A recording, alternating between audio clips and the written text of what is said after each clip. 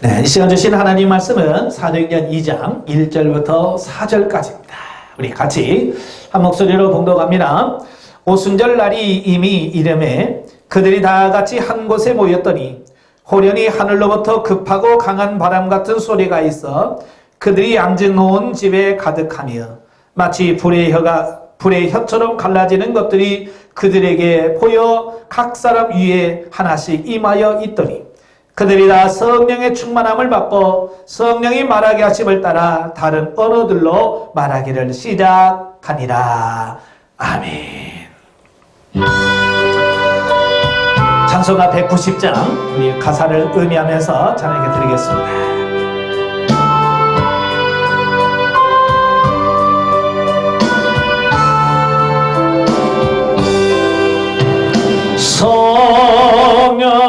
성령이여 강림하사 나를 감화하시고 해통하며 회개하나 충만하게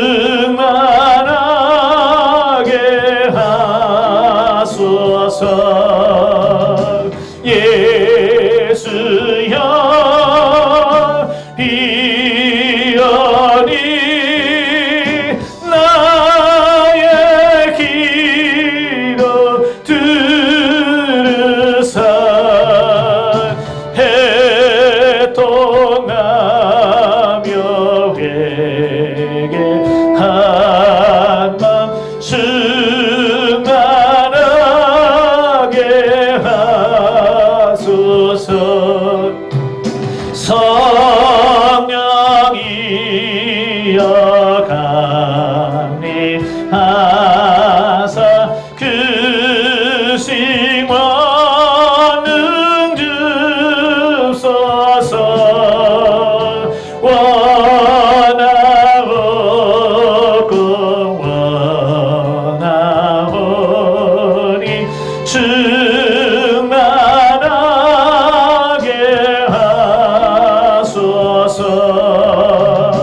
예수여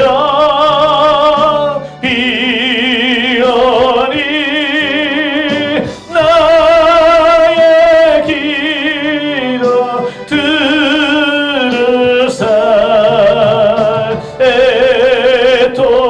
애통하며 회개한 맘 충만하게 하소서. 힘이 없고 연약하나 엎드려서 비오니 성령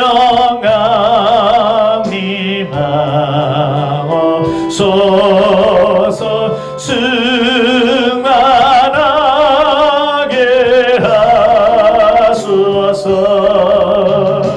예수여 비오니 나의 기도 들으사 애통하며 회개한 맘 충만하게 하소서.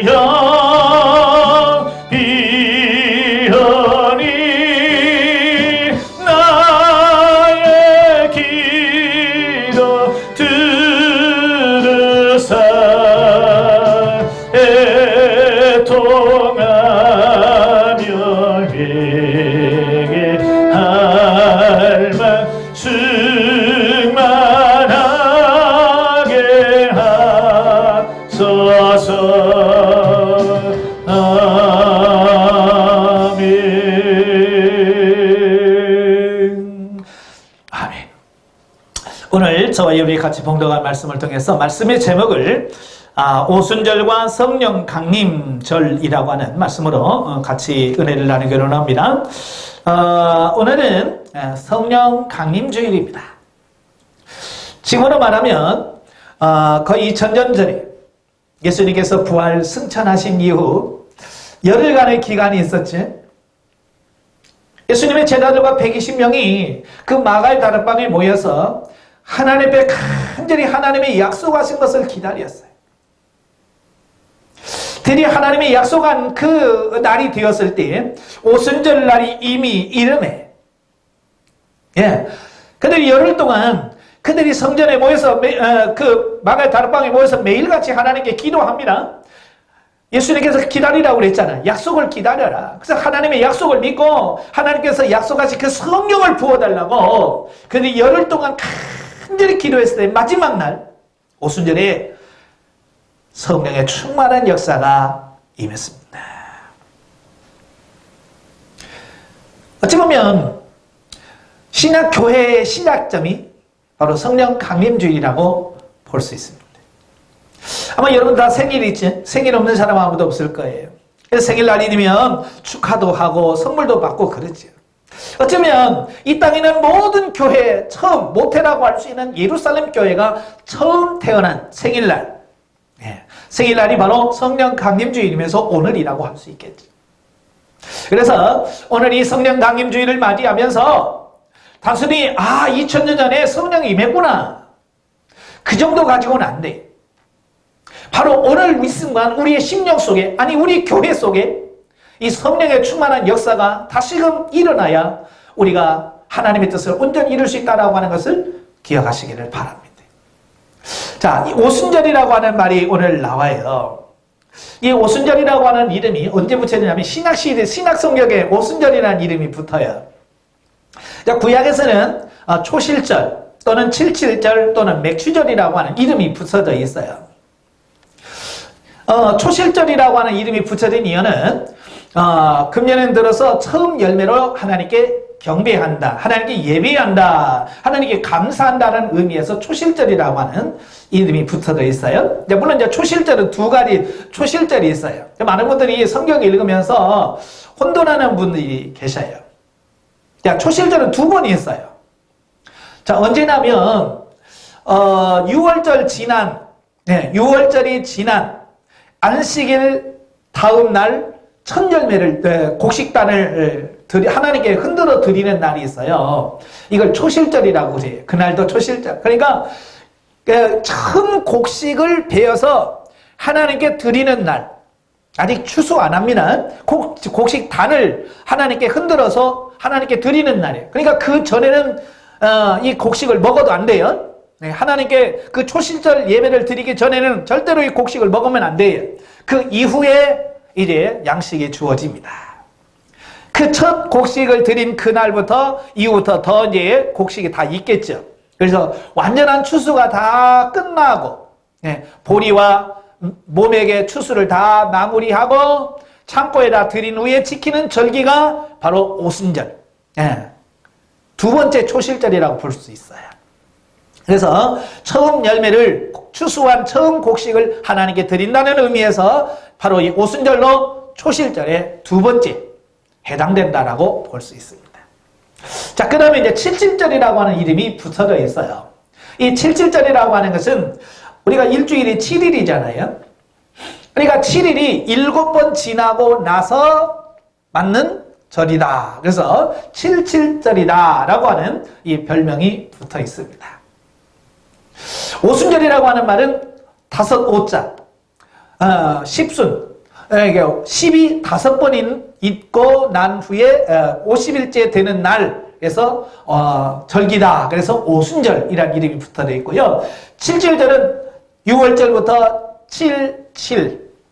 7일이 7번 있고 난 이후에 오는 절기다. 그래서 칠칠절이다 라고 하는 이름이 붙여져 있고요. 또 맥추절이라고 하는 것은 이래 보리맥, 보리를 추수하고 난 이후에 하나님께 드려지는 그런 절기다. 그래서 이렇게 이름이 붙여져 있어요. 그러니까 성경을 보면서 혼돈하면 안 돼. 다 같은 말이 초실절, 칠칠절, 오순절, 그 다음에 맥추절 다 같은 말이에요. 자, 그런데 우리가 성경 읽다 보면 우리나라 교회에서 지키는 맥추절하고 맥추감사절기하고 이 성경에서 말하는 맥추감사절이 좀 약간 다르지요. 예, 보통 이제 우리 한국교회는 7월 첫째 주, 7월 첫째 주를 맥추감사주일로 지킵니다. 예. 그리고 구약에서 이스라엘 백성들은 7월 15일부터 일주일 동안 7일 동안 수장절을 지키죠. 그러니까 성경적 추수감사주일입니다. 그러나 이제 우리 한국에서는 11월 셋째 주, 물론 이제 교회마다 10월 첫째 주 하는 교회도 있고 심지어는 추석 때, 추석날 때 추수감사주일을 하는 경우도 있고요. 약간씩 다릅니다만은 보통 일반적으로 11월 셋째 주가 되면 우리가 추수감사주일을 지킵니다. 그러니까 성경적 절기하고 우리 교회에서, 우리 한국교회에서 지키는 절기가 약간씩 달라요. 왜냐하면 기후 조건이 이스라엘과 다르거든요. 예. 그래서 그 성경에다 맞추다 보면 우리나라의 절기가 안 맞아요.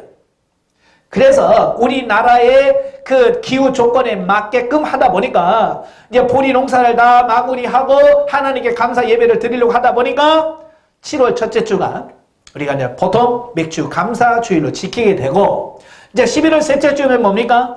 그렇죠. 한 해의 농사를 거의 다 마무리합니다. 우리나라의 농사의 가장 중요한 농사가 뭐냐? 쌀농사거든요. 예전부터 쌀농사인데 가을이 되면 그 쌀농사가 다 추수가 돼서 이제 창고에 들여놓고 드리는 절기, 추수감사주일이라고 이렇게 볼 수 있겠죠. 예, 그러니까 이 성경하고 우리 한국교회가 지키는 절기가 약간 다르다는 건 기억하십니다. 그러니까 성경적으로 지키려면 오늘이 바로 맥주감사주일이 돼야 돼. 예, 그러나 아직 우리나라는 기후 조건 때문에 아직 보리 농사를 완전히 추수하지 않은 상태이기 때문에 미루어서 7월 달에 맥주감사주일을 지킨다고 하는 거 기억하시면 좋겠습니다. 그러나 날짜는 이렇게 다를지 모르지만 그 의미만큼은 동일하다라고 하는 것을 보게 되어지죠. 자, 구약의 모든 절기는 예수 그리스도를 통해서 이루어질 신약 절기에 대한 예표요, 그림자요, 모형인 거예요.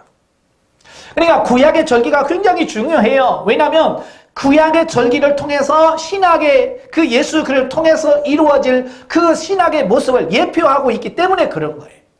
그러니까 구약을 모르면 신약을 이해할 수 없고, 신약을 모르면 구약을 온전한 해석이 안 되는 거예요. 그래서 신약과 구약은 같이 가야 되는 거예요. 예, 그래서 구약에서 주는 그림자, 예표, 모형을 가지고 실체 대신 예수 그리스도를 확인하고, 정말 성경에서 말씀하려고 하는 이런 뜻이구나라고 하는 정확한 의도를 우리가 알아야 바르게 신앙생활을 할 수 있지. 이걸 모르면 아무런 의미를 못 느끼는 거예요.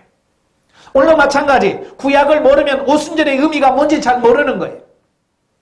그래서 오순절을 정확하게 이해하려면 구약에서 어떻게 말씀하고 있는지, 구약에서 오순절을 어떻게 지켰는지 이걸 정확하게 알아야 신약교회가 이렇게 새롭게 계시 발전사적으로 발전할 수 있구나, 이런 의미구나라고 하는 것을 정확하게 우리가 이해할 수 있다라고 하는 거예요. 예, 그래서 구약에 보면 여러 가지 초실절, 맥주절 이런 말씀이 있습니다만은 그래도 가장 정확하게 말씀하고 있는 부분을 보면 민수기 28장이에요.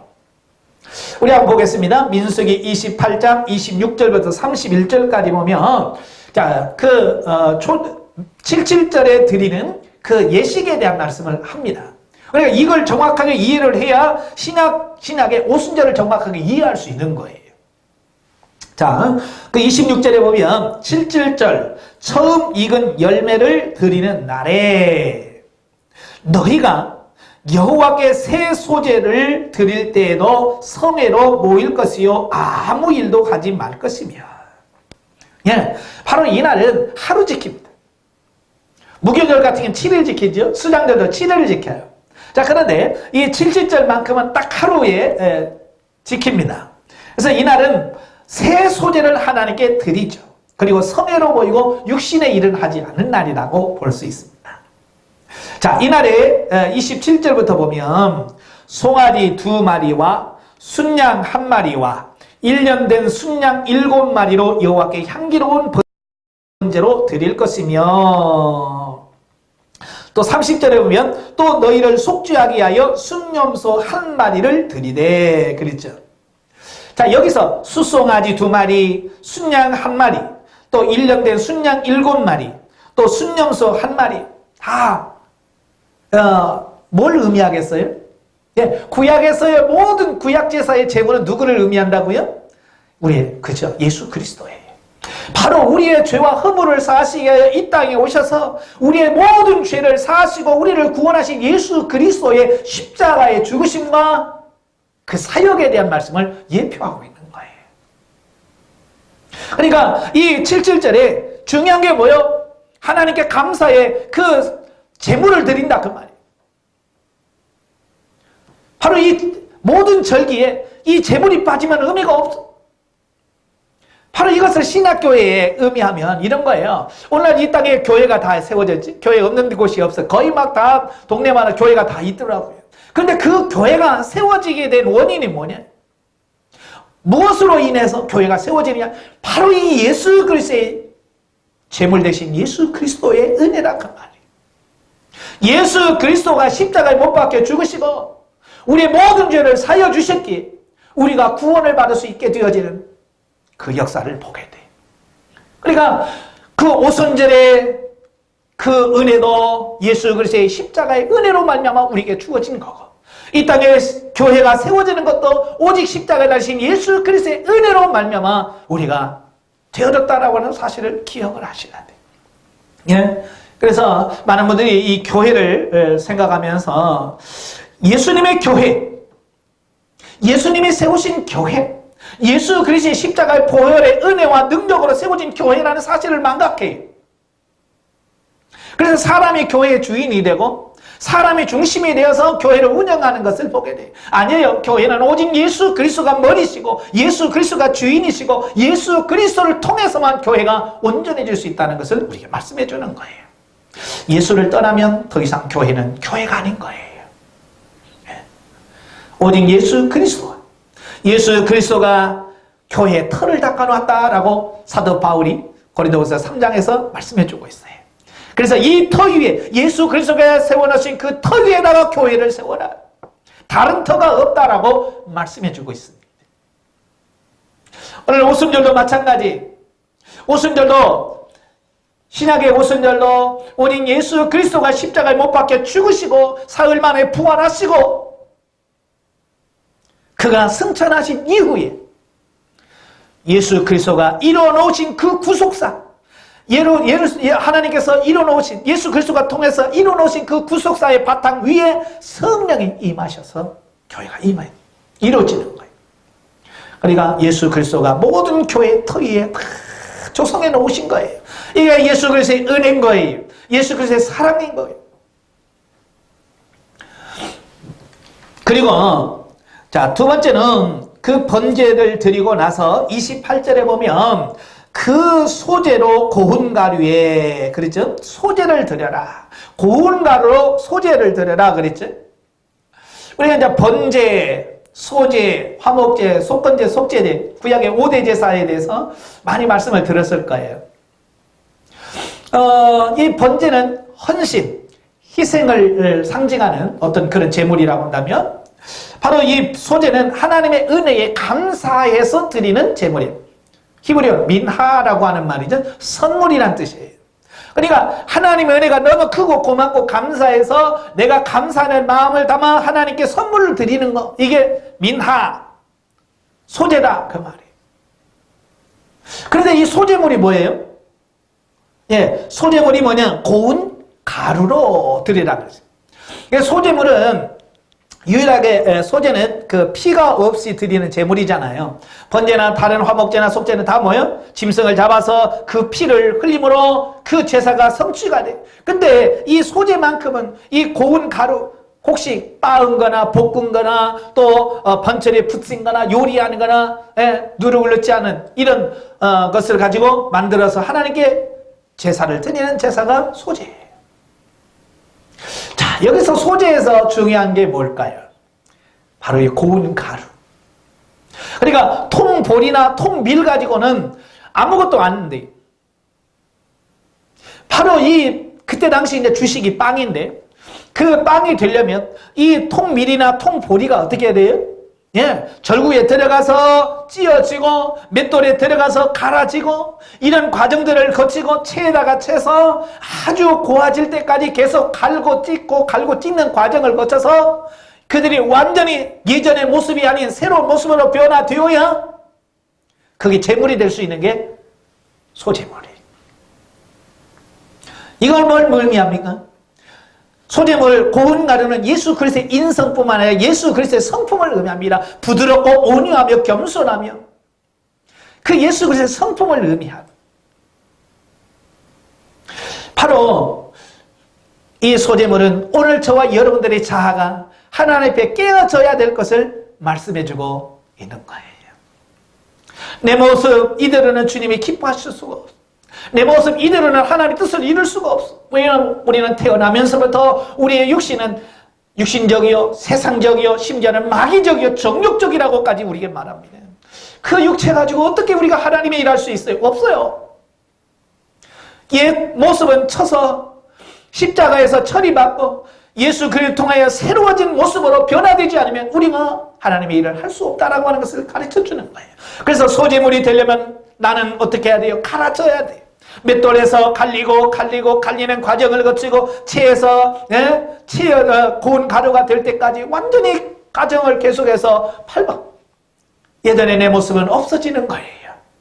새로운 모습이 되어지는 거예요.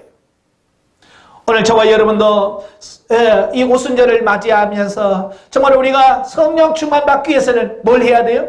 내 자아가 파쇄되고 내가 깨어지는 과정들을 거쳐야 돼. 오늘 많은 성도들이 신앙생활하면서 왜 성령의 은혜를 경험하지 못하는가? 왜 변화된 삶을 경험하지 못하는가? 깨어지는 과정이 없는 거예요. 내가 맷돌 속에 들어가서 갈아지는 역사가 없는 거예요. 내 모습이 그대로 남아있는 거예요. 하나님의 미랄로 그대로 남아있는 거예요.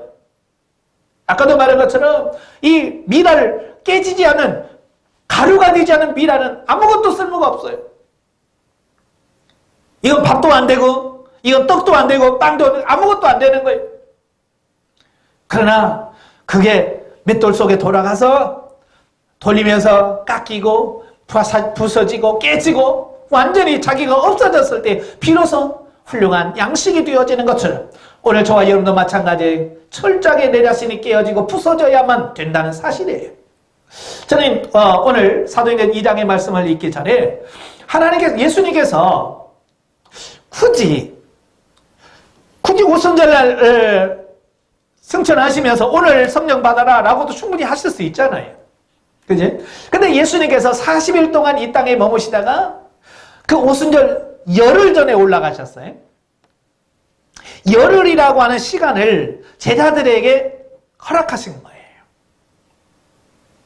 왜 굳이 예수님께서는 그 10일 먼저 가셨을까? 오순절날 가셔도 더 의미가 있을 텐데 왜 미리 가셨을까? 예. 그들은 예수님의 제자들이 정말로 다락방에 모여서 정말 하나님 앞에 기도하면서 예전에 자기 모습을 철저하게 회개하고 자기를 반성하고 돌이켜서 하나님의 백성으로 완전히 바뀌어질 수 있는 기회를 주신 거예요. 변화될 수 있는, 자기를 깨질 수 있는, 회개할 수 있는 기회를 주신 거예요. 그러니까 그 열흘 동안에 제자들이 모여서 뭐 했겠어요? 예수님을 따라다니면서 불순종하고 원망했던 것, 베드로 같은 경우는 주님을 부인했던 것을 철저하게 회개했을 거예요. 울면서 하나님 앞에 죄송합니다. 내가 예수님을 이렇게 이것밖에 사랑 못합니다. 내가 주님을 부인했던 걸 용서해 주옵소서라고 그 열흘 동안에 그들 뜨겁게 하나님께 회개하면서 기도했을 거예요. 그랬을 때에 오순절날에 성령의 역사가 임할 수 있는 거예요. 오늘 저와 여러분도 이 7.7절 오순절을 생각하면서 먼저 우리가 오순절의 성령 충만만 바라보지 말고 그 충만함을 잊기 위해서는 내가 먼저 부서지고 내가 먼저 깨져야 되고 내가 먼저 갈아져야 된다는 사실을 먼저 기억하시기를 바라요. 그리고 나서 이 고운 가루에다가 뭘 섞느냐? 28절에 보면 고운 가루에 기름을 섞어서 쓰되 그랬어요. 기름을 섞어라. 그러니까 고운 가루만 가지고는 안 돼요. 고운 가루에다가 뭘 섞으라고요? 기름을 섞어요. 여기서 말하는 기름이라는 것은 올리브 기름을 말합니다. 네, 올리브 기름을 말하는데요. 여러분 구약에서의 기름은 뭘 상징한다고 그랬어요? 성령님을 상징합니다. 예, 구약에서 기름은 거의 다 성령님을 의미하고 성령님을 사모하는 거예요. 그러니까 이 말이 무슨 말이에요? 소재로서 고운 가루가 다 되어져야 그 위에 뭐가 부어져요? 기름이 부어줄 수 있다는 것을 말하는 거예요. 예? 그냥 통밀에다가 통보리에다가 기름 붓는 게 아니고 내가 갈아지고 나라는 자체가 없어지고 고운 가루로 완전히 바뀌어졌을 때 거기에 기름이 부어지는 것처럼 성령의 충만한 역사가 임한다. 그걸 상징적으로 저와 여러분께 보여준 말씀이 그거예요. 그러니까 이 7절을 드릴 때마다 고운 가루에 기름을 부으면서 뭘 의미하겠어요? 하나님 내 안에 성령의 기름을 부어 주옵소서라는 의미를 구약에서부터 쫙 매년마다 이 오순절 7절을 드릴 때마다 고운 가루에 기름을 부으면서 성령의 임재하심을 사모하고 성령의 함께하심을 간구하는 그런 모형적인 계시를 해준 거예요. 예. 하나님의 역사를 보면 그냥 어느 날 갑자기 아무 계획도 없이 갑자기 무슨 일을 하시지 않으셔요. 절대로 하나님 그렇게 하지 않으셔요. 충동적으로 역사하지 않으셔요. 하나님은 태초에 이루어 자기 자신과 삼위 하나님께서 세우신 그 구속사가 있어요. 이 땅을 구원해 갈 구속사가 있습니다. 이 구속사를 철저하게 계획하시고 그 계획에 따라서 저와 여러분들을 선택하시고 역사를 이끌어 가시는 거예요. 그러니까 오순절날 그냥 어느 날 갑자기 뜬금없이 하나님께서 성령을 부어주셔서 교회를 출생하는 것이 아니고 이미 오순절이 역사가 일어나기 전에 약 1500년 전에 이스라엘 백성들에게 오순절을 지키라, 칠지절을 지켜라 라고 말씀하시고 그 고운 가루에다가 기름을 부을 때마다 오순절을 사모합니다. 성령님을 사모합니다. 언젠가는 성령이 우리 안에 부어질 것을 바라보면서 소망하면서 살으라고 말씀합니다. 그 의미를 정확하게 이스라엘 백성들이 다 이해하고 깨달았다고 한다면 예수 그리스도 십자가를 못 박혀 죽지 않았을 거예요. 오순절날 그들이 와서 그들을 미쳤다라고 말하지 않을 거예요. 근데 그 의미를 잃어버린 거예요. 오랜 시간이 흘러가면서 그냥 형식적으로 오순절이 되면 그냥 소 잡아드리고 순양 드리고 순양 잡아드리고 염소 잡아드리고 그리고 오순절 아이고 잘 드렸네 라고 의미를 상실한 채 형식적인 것만 했다 그 말이에요. 그러니까 그들이 깨달지를 못하는 거예요. 이건 오늘 우리의 삶과도 비교해 보셔야 돼요. 오늘도 이 성령 강림주의를 맞이하면서 이 오순절을 지키면서도 우리가 아이고 뭐 해마다 그때 되면 다 뭐 지키는 거지. 예? 아무 의미 없이 이 절기만 지킨다고 의미가 되는 게 아니야. 이스라엘 백성들처럼 절기를 지켜도 그 의미가 뭔지를 모르면 아무 의미가 없다. 우리가 정확하게 왜 오순절에 기름을 부었는지 그래서 오늘날 우리가 성령 충만함을 사모해야 되는구나. 하나님께서 이 땅에 성령을 부어주실 날이 있구나. 이 날을 기억하면서 감사하라고 그날을 사모하라고 오순절을 주신 거거든요. 이걸 정확하게 우리가 하셔야 돼. 그래서 날짜만 지킨다고 지키는 게 아니라 그 말이. 그 의미를 정확하게 이해를 해야 돼. 그래서 하나님께서 오순절날을 1500년 동안을 준비케 하시.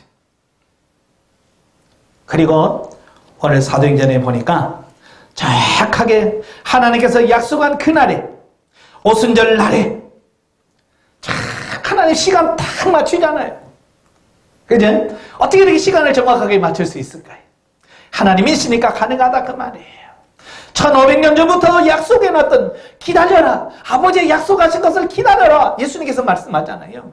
1500년부터 이미 약속했어요. 신약에 새로운 교회가 세워질 거고 교회가 세워지는 날 오순절 성령이 임하실 것을 하나님께서는 이미 아셨고 그렇게 준비해 놓으셨고 그 날짜를 맞추셨다라고 하는 것을 보게 되어집니다. 그래서 그 나라를 기억하고 정말 엎드려서 기도한 그들에게 드디어 오순절 날이 이미 이르매 그들이 다 같이 한 곳에 모였더니 후련히 하늘로부터 급하고 강한 바람 같은 소리가 있어 그들에게 앉은 온 집에 가득하며 마치 불의 혀같이 혀처럼 갈라지는 것들이 그들에게 보여 각 사람 위에 하나씩 임하여 있더니 그들이 다 성령의 충만을 받고 성령이 말하게 하심을 따라 다른 언어들로 말하기 시작하니라 그랬어. 바로 이때부터 교회가 시작되어지는 거예요. 이때부터 하나님의 교회, 신학교회가 이때부터 이 땅에 존재하게 되어지고 그 오고 오는 시대를 거쳐서 그 복음이 유럽으로 미국으로 건너갔다 다시 한국까지 오늘 이 땅에까지 저와 여러분에게까지 전달이 되어서 우리가 그 하나님의 말씀을 믿고 우리가 오순절날 받은 성령의 오늘날 우리에게도 임함으로 말미암아 오늘도 저와 여러분이 신앙생활하고 있더라 그 말이. 오늘 성령 강림주일 이 오순절을 맞이하면서 우리가 다시 한번 이 오순절의 의미를 다시 한번 생각해 보셔야 돼. 왜 그러면 우리에게 성령을 부어주실까? 예. 우리 힘으로, 우리 능으로 할 수 없기에. 우리 인간의 힘과 능력으로는 도무지 구원에 이를 수 없기에 하나님께서 이것을 약속하셨고 그 약속을 실제로 이루어 주신 것을 보게 됩니다. 자, 우리도 그러잖아요. 자녀들이 자기 힘으로 할 수 있을 때 부모들이 도와줍니까? 안 도와주지? 예, 자기들이 다 할 수 있는 걸 뭘 도와줘요? 그러니까 아이들 보면 자기 스스로 양치질 하지 못했을 때 엄마, 아빠들이 막 양치질 다 해주잖아요? 세수 자기 못했을 때 못하니까 세수 다 시켜줘요. 그들이 밥 못 먹으니까 밥 떼먹여 준지요. 그러나 그 아이가 어른 정도 커서 자기 스스로 양치질하고 세수하고 자기가 먹을 정도 되면 어때요? 이제 스스로에게 맡기잖아요. 할 수 있으면 맡기는 거예요. 하나님도 마찬가지예요. 우리 인간 스스로의 힘으로 온전한 구원에 이룰 수 있다면 굳이 성령 주시겠어요? 줄 필요가 없지요. 근데 우리 인간은 아담과 하와의 타락 이후에 점점 타락해서 우리가 육신 중심의 삶이 되어서 하나님 기뻐하시는 영적인 삶을 살 수가 없는 거예요. 노아의 홍수 때 심판을 해도 심판해서 다시 새롭게 만들어 놔도 우리 인간의 육체가 워낙 죄성이 강하다 보니까 하나님 말씀대로 살지를 못하는 거예요. 그래서 하나님께서 창세전에 약속하신 대로 예수 그리스도를 보내주셔서 우리의 죄 문제를 해결해 주시고 또 약속에 따라서 성령을 부어주시고 성령의 충만함을 통해서 우리를 거룩하게 하시고 성령의 이끄심을 통해서 온전한 구원에 이를 수 있도록 하셨다 그 말이에요. 그러니까 성령이 왜 임하시느냐? 우리가 할 수 없기 때문에, 우리 능력으로 할 수 없기 때문에, 내 힘으로 할 수 없기 때문에 하신 거예요. 오늘도 마찬가지예요. 왜 우리가 성령 받아야 되느냐? 내 힘으로 구원에 이를 수 없기 때문에 그래요. 근데 요즘 시대에 성도들이 너무 똑똑합니다. 너무 잘났어요. 그래서 스스로들이 뭐라고 생각합니까? 나는 성령님이 없어도 나 혼자서 내 이성과 내 지성을 가지고도 충분히 신앙생활을 할 수 있다고 보는 거예요. 그래서 성령님 의지하지 않습니다. 성령님의 사모하지 않습니다. 성령 충만함을 원하지 않아요. 자기는 살 수 있다고 생각하는데 진짜로 살 수 있을까요? 정말로 성령님의 능력 없이 살 수 있다면 지금 세상이 이렇게 타락하진 않았을 거예요. 오늘 교회가 이 정도까지 되지 않았을 거예요. 근데 왜 세상이 이렇습니까? 바로 성령님을 의지하지 않은 결과라 그 말이에요. 초대교회에 우리가 잘 알잖아요. 그 오순절 성령 강림이 임하기 전에 베드로의 모습을 보면 그는 예수님을 3번씩이나 부인했고요. 무서워서 덜덜 떨던 사람들이에요. 예수님이 부활하시는 것도 경험하고도 그들은 마가의 다락방에서도 꼼짝하지 못해. 왜요? 무서워서, 두려워서. 성령 충만을 하지 않으니까 예수님이 부활하셨다는 사실을 알고서도 다락방에서 문을 꼭꼭 걸어 잠그고 있는 거예요. 안 되는 거예요. 그러나 오순절 성령 강림을 받고 나서 성령 충만을 받고 나서는 어떻게 바뀝니까? 예, 사도행전 2장에서 복음을 전합니다. 3장에서는 예, 안전되기를 일으킵니다. 4장에서는 그가 재판을 받는 과정 속에서도 내가 하나님의 말씀을 듣는 것이 옳으냐 아니면 너희 말을 듣는 것이 옳은가 너희가 판단해봐라. 당당하게 감옥에 가두어도 당당합니다. 죽인다 그래도 당당합니다. 그게 뭐가 성령 충만한 결과나 그 말이에요. 바로 이걸 보여주면서 오늘날 너희들도 이렇게 성령 충만을 받으라 라고 말씀해주고 있는 거예요. 오늘 이 오순절 이 성령 강림주의를 맞이하면서 저와 여러분들도 이 성령님을 사모하시기를 바라요. 성령 충만은 그냥 주어지는 게 아니라 이미 약속이라니까요. 주시겠다고 구하는 자에게 주시겠다고 약속했잖아요. 사도행전 1장에 보면 그러잖아요. 예루살렘을 떠나지 말고 내게서 들은 바 아버지께서 약속하신 것을 기다리라. 성령은 아버지께서 약속하신 거예요. 그러니까 그 약속을 믿고 우리는 기다리면서 기도하면 되는 거예요. 우리가 좀 더 성령을 사모하는 큰 마음을 가지고 성령 충만하시기를 바라요. 구약에서의 그 오순절은 어찌 보면 육신의 열매죠. 육의 열매를 가지고 하나님께 나아가요. 그래서 보리 농사를 짓고 곡식 거둔 걸 가지고 하나님께 가서 감사할 제사를 드립니다. 그리고 오늘날도 여전히 보리 농사 져가지고 보리 가지고 하나님께 나아갈까요? 아니에요. 신학신은 성령의 열매를 가지고 주님 앞에 가는 거예요. 성령의 9가지 열매를 충성히 맺어서 그 열매를 가지고 주님 앞에 가서 감사의 제사를 드리는 겁니다. 성령의 열매는 어떻게 열립니까? 성령을 통해서만 이루어지는 거예요. 그래서 성령 충만 받아야 된다. 성령을 받으라! 라고 말씀하시는 거예요. 성령을 받으라고 말할 때 항상 보면 명령형입니다. 권고형도 아니에요. 우리에게 받으면 좋고 안 받아도 괜찮아 라고 하는 말이 아니에요. 반드시 받아라! 충만하라! 라고 말씀해 주시는 거예요. 왜? 반드시 해야 되기 때문에 그렇다 그 말이에요. 오늘 이 오순절을 맞이해서 우리가 다시 한번 우리가 성령의 9가지 열매를 가지고 주님 앞에 가려면 내가 성령의 충만을 받아야 된다. 성령 충만을 덧입혀 주옵소서.